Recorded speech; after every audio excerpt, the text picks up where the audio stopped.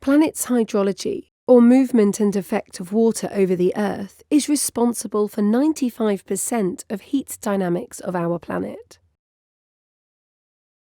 If we were to safely and quickly cool down our planet, we need to understand how green plants govern hydrology. We know that when sun hits land surface, it heats up. If such surface is bare soil, with no or sparse vegetation, it heats up to 60 degrees and reflects heat. However, if the soil is covered with green vegetation, it heats up to less than 20 degrees.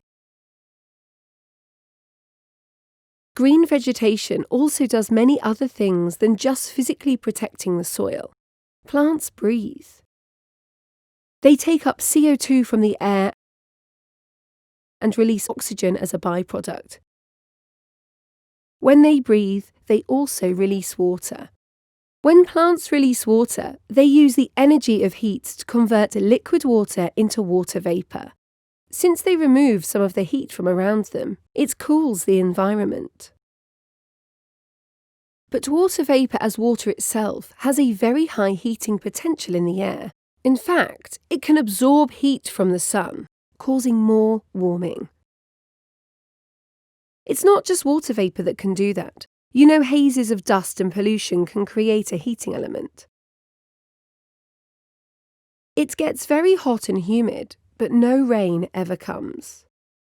But nature has thought it out. Water vapour needs to form into clouds.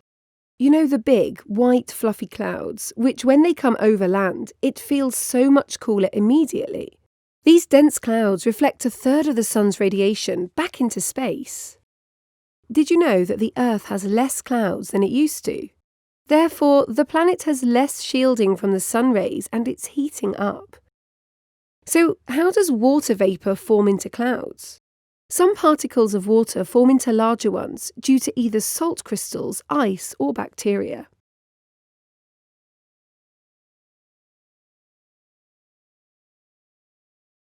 As you could guess, salt crystals form clouds over the oceans.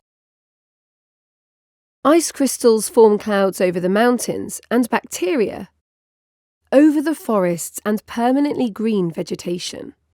Bacteria that live on plants release themselves into the air above, form clouds, and what is more, make it rain too.